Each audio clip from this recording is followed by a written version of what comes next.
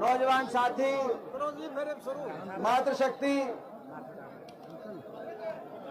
आज मैं अपनी ओर से हासीवास हमारे बीच में हमारे पूर्व मंत्री, पूर्व केंद्रीय मंत्री आदरणीय जयप्रकाश जी, हमारे पूर्व मंत्री हासी से सुभाष गोयल जी, हमारे बहुत ही आदरणीय पूर्व मंत्री महम से आदरणीय आन सिंह दांगी जी, हमारे आदरणीय चक्रवर्ती शर्मा जी, हमारे भाई संत लाल जी, संत कुमार जी हमारे पूर्व विधायक, हमारे पूर्व विधायक घोडेला साहब, पूर्व विधायक नरेश सेलवाल जी, हमारे भाई उपस्थित यहाँ पर हासी से भाई प्रेम मलिक जी, हमारे भाई योगेंद्र योगी जी, हमारे भाई सुमन शर्मा जी, हमारे भाई राजवीर फटिया जी, राजेंद्र सूरा जी, चंद्रपाल सोनी जी, राजेश कासनी जी, सुदेश यादव हैं, सुदेश यादव जी, शमशेर मलिक जी,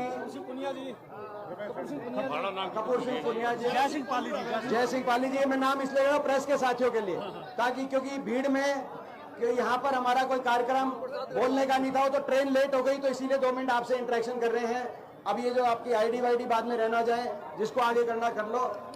सबसे पहले सभी उपस्थित पिता तुल्य बुजुर्ग, नौजवान साथी, मातृशक्ति, आज मैं अपनी ओर से हासी वासियों को बहुत बहुत बधाई देता हूं। जो सपना हमने देखा था कि रेल कनेक्टिविटी से सीधा हासी दिल्ली से जुड़े, आज वो सपना साकार हुआ है। और इस अवसर पे सभी को बहुत बहुत शुभकामनाएं। जैसा हमेशा हमने कहा है कि राजनीति तोड़ती है लेकिन विकास जोड़ता है, और उसी के उद्देश्य से आपको याद होगा रेल रोड रैली हासी में करी थी 2013 के अंदर रेल रोड रैली। आप में से बहुत से लोग उस रैली में उपस्थित होंगे, पत्रकार साथी भी उपस्थित होंगे। उस समय के रेल मंत्री मल्लिकार्जुन खड़गे जी आए थे और यहाँ पर डबवाली तक 4 लेन की सड़क, 6 लेन की, और हासी महम रोहतक रेल की लाइन का शिलान्यास कर काम शुरू करवाने का काम उस समय 2013 में हुआ था। लेकिन वो 2013 में जो शिलान्यास किया गया, उसके पीछे बहुत प्रयास रहे, और हम धन्यवाद करना चाहते हैं हरियाणा की उस समय की सरकार का और हुड्डा साहब का।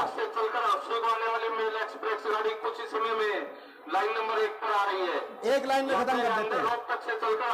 हम धन्यवाद करते हैं कि 2011 में उन्होंने फैसला किया कि इसका खर्चा हरियाणा की प्रदेश सरकार, खर्चे आधे से ज्यादा खर्चा और भूमि अधिग्रहण का पूरा खर्चा हरियाणा की प्रदेश सरकार करेगी।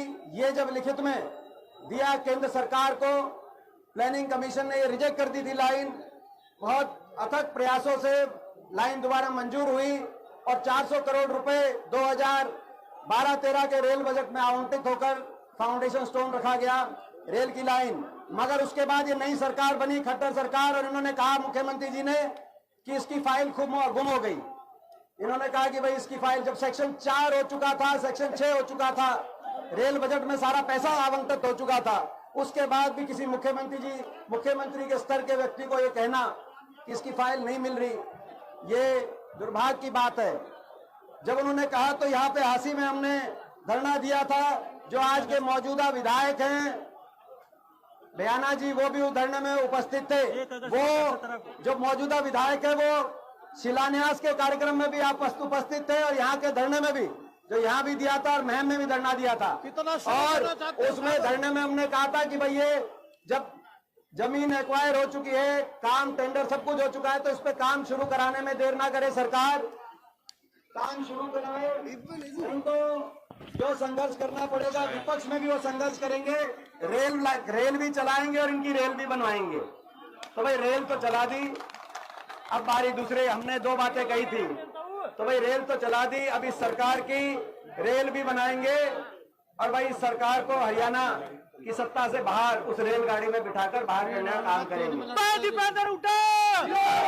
ये इस सरकार की कार्यशैली का, विकासहीन इस सरकार की विकासहीन कार्यशैली का प्रमाण है कि 10 साल के बाद भी, 10 साल की सरकार के बाद भी प्रधानमंत्री जी को अगर बुलाया गया हरियाणा में चुनावी सीजन में, तो हमारे द्वारा शुरू कराए गए विकास कार्यों का फीता कटवाया गया। यानी कि इनके 10 साल में क्या काम नहीं किया। 1 इंच रेल की लाइन नहीं आई, 1 खंभा मेट्रो आगे नहीं बढ़ा। ये आज इस सरकार की विकासहीन कार्यशैली का प्रतीक है। और इसीलिए हम संकल्प करते हैं, जो सपना देखा था ये कॉरिडोर का, विकास का कॉरिडोर, जैसे जीटी रोड दिल्ली से चंडीगढ़ और जैसे दिल्ली से जयपुर की तरफ विकास, उसी तरीके से दिल्ली रोहतक